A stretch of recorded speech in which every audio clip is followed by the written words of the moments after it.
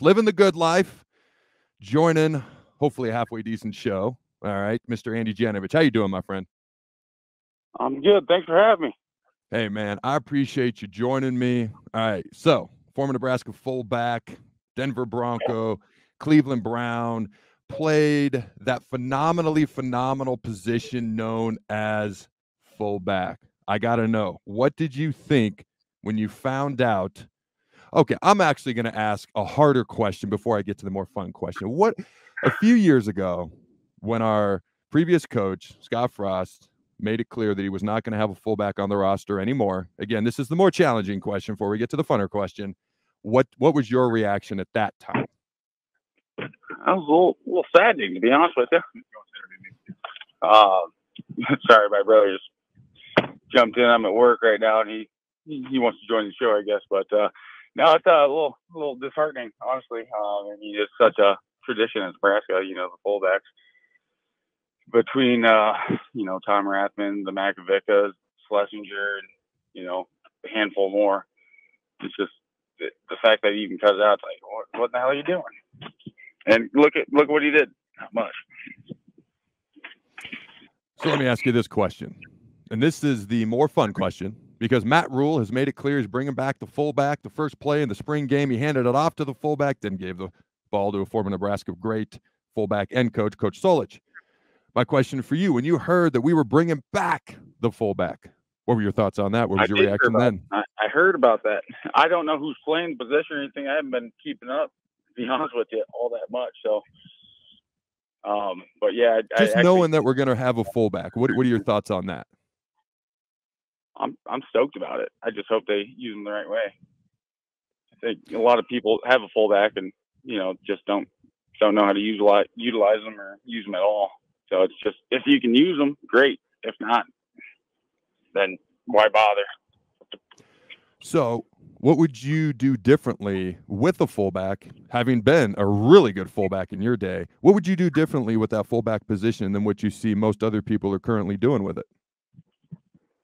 Well, I think kind of like the H-back position a little bit. And, you know, you can bump them out and like a slot receiver, you know, or a one position at that, or honestly, you could for a lot of things, just slice blocks, whatever, just move them around the field, keep the defense guessing. A lot of people just use fullback, you know, short yardage or goal line. So I think you just keep them on the field at all times, like you know, kind of like a tight end, but a little different. Typically, fullbacks are better at blocking than tight ends, but fullbacks can't catch like a tight end. So I mean, you just gotta find ways to use them, like San Francisco, the 49ers use that guy unbelievably well. I mean, he can do anything. He can play quarterback if they ask him. It's just hard finding guys that are just like him, but I think you've got to mix it up a little bit. Just put them all over the field and keep the defense guessing. So if I'm hearing you right, you're saying that fullbacks are tougher than tight ends. Is that what I'm hearing? Is that what you said? Oh, by far. I love it. I love it.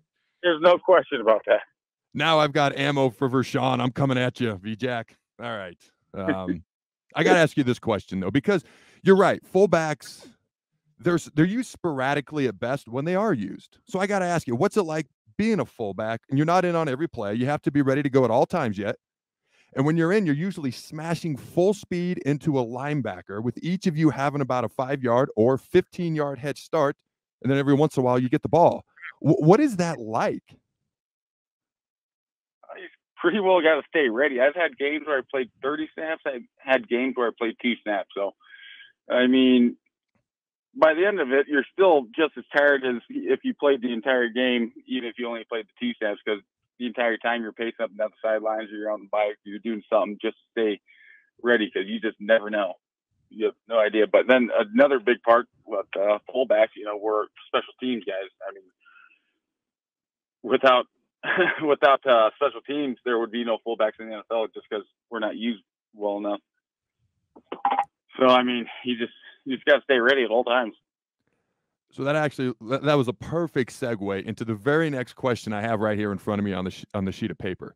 How big of an impact can a fullback or fullbacks make on special teams. And here's something people might not know about you specifically. Your senior year, you led Nebraska in total special teams tackles. Okay. And so when I think of fullbacks on special teams, even me, I think of kickoff return, I think of pump protection. But obviously, you guys can tackle as well. So, an overall whole on special teams, how big of an impact can fullbacks make? Because this is actually something I've talked about in the past, but you've actually lived it. So, tell us about that. Well, it's huge. Obviously, I walked on to Nebraska, or if people didn't know that, I walked on, and they always said that the coaches, hey, you know what, special teams players, or not special teams players, walk-ons make their living on special teams. That's how you're going to see the field. You'll more than likely never see the field unless it's special teams.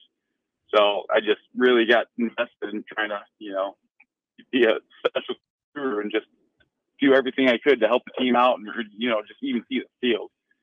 And it's huge. Like I said, fullbacks don't play a lot, so they got to contribute somewhere. So you got to be able to do all. So it's got to be everything. Whatever they want, you got to give it.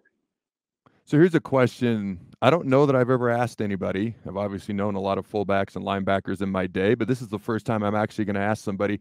And especially during my time at Nebraska, I saw guys switch from linebacker to fullback to linebacker, back and forth. Guys would go. Now, Cody Glenn, he was a running back, one of the most powerful running backs I've ever had to tackle. Ended up contributing a lot on defense as a linebacker. My former roommate went from fullback, Andy Cadavy, a walk-on from Seward. And if most people don't know this, he pretty much spent, like, he finished freshman through senior year, was there day in and day out, one of the toughest dudes I've ever known. But he basically practiced and played with a majority of the time legally blind in one eye. But he went from fullback to linebacker. And then I watched other guys go from linebacker to fullback. Well, what makes a good fullback versus a good linebacker is the question I'm getting at. I'm sorry, you cut out. Good fullback what? What makes a good fullback versus a good linebacker? Why can a guy who can play linebacker or fullback, why do they sometimes go play linebacker or why do they sometimes go play fullback? What's the difference? What makes a good fullback versus a good linebacker? That's a good question, actually. I was hoping you'd know the answer, man. I played linebacker in high school. Nebraska was the only school that wanted me to play fullback. That's a great question. I don't know. I think fullbacks are just, you know, just quiet guys typically. Don't want to talk to anyone, but they'll be your best friend. But the mean time, you know. I'm sure linebackers, most of them are like that too. They're, you know, hard-nosed guys. But that's a great question. I've never really thought about that, actually, ever. You actually make an interesting point when you talk about temperament or personality. Every fullback I've ever known is a little bit more on the quiet side. Not that they won't speak when they want to. I haven't spent a ton of time around you, but when you helped at my football camp a few years ago, you were a little bit more on the quiet side, but would speak whenever you wanted to. Corey Schlesinger is a little bit more on the quiet side. Dr. Dane Todd, Mr. 4.0. Everything I say goes above his head. Hi, Dane. How you doing? He was probably the most vocal fullback we ever had. You're right. Fullbacks tend to be a little bit more quiet, whereas linebackers, not always, maybe a little bit more vocal. Does it have anything to do with that? Am I just grasping for straws here, Andy? What do you think? Maybe. Linebackers, you know, you got the Mike Line. He's pretty much the voice of the defense, like the quarterback. So I think linebackers have a little bit more say. They're just like, you know, quarterbacks, and fullbacks just like, all right, you get in for a play and get the hell out of here. And so it's like, all right, well, see you guys. Not a lot to say. I could see that. Yeah, Mike linebackers. Go ahead. We're so underutilized, or, you know, a lot of teams don't even have a fullback. So it's like, you don't play a whole lot. It's like, I can't really say a ton to everybody else. You know, the guys that are playing 60, 70 snaps a game.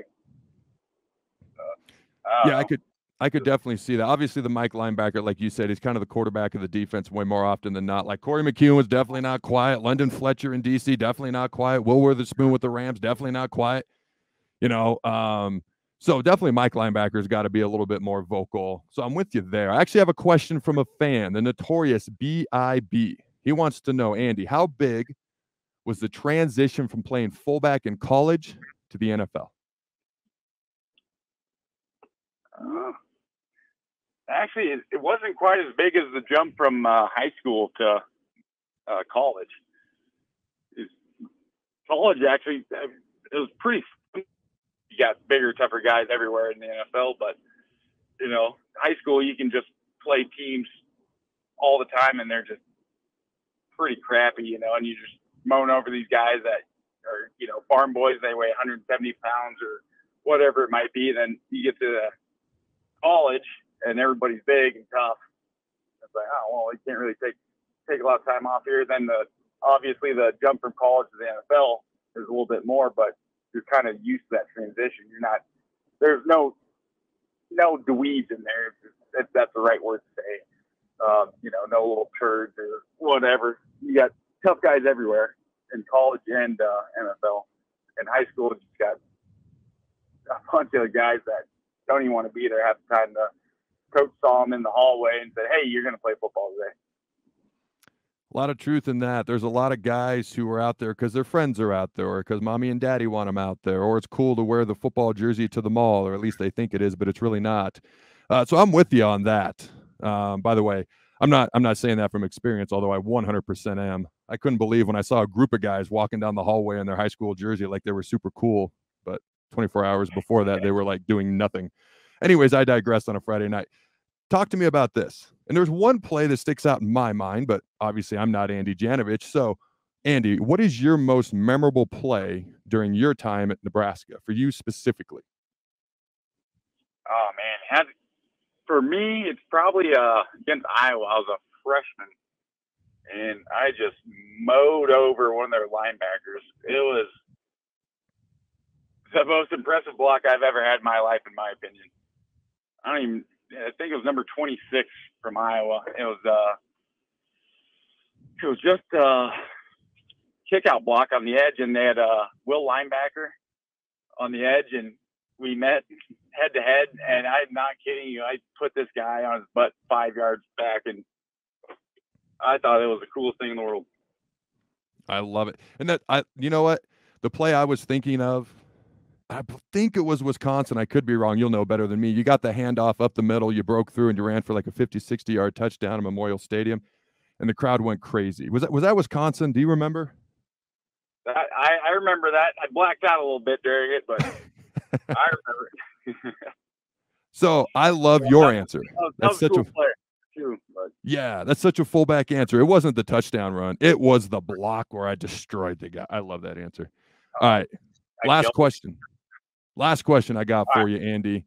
What's retired life like for you, and what are you up to nowadays, my friend? Well, I'll tell you what, it's a lot more stressful than NFL paycheck, so, you know, making a living is a little tougher. Yep. Working construction, started a roofing company, actually, 2 months ago. Just Andy Janovich Roofing. So nothing crazy, but working 12 hours a day for my brother, and I'm sweating my crotch off right now. Thank goodness you called me, so I got a little AC time, but it's brutal. I've lost like 30 pounds. It's crazy. What are you weighing nowadays? I'm back down to 220, back in my college days. Those weights. Nice. All right, ladies and gentlemen, we'll give him a free shout out because he's a great player, a good dude, and a friend of the show. Andy Janovich Roofing. If you get hail damage, if you get holes in your roof, hit up Andy Janovich Roofing. Is there a website they can go to or a number they can call, Andy? We got a number. It's 531-205-6676. All right. You heard it. Andy Janovich Roofing. Also, don't forget to check out GE Landscape and Supply at gelandscapeandsupply.com. And for more information, call them at 402-467-1627. Thank you for joining me, my friend, and have a great day. And I'll check you next time, Andy. Yep, I appreciate it. Thank you, Adam.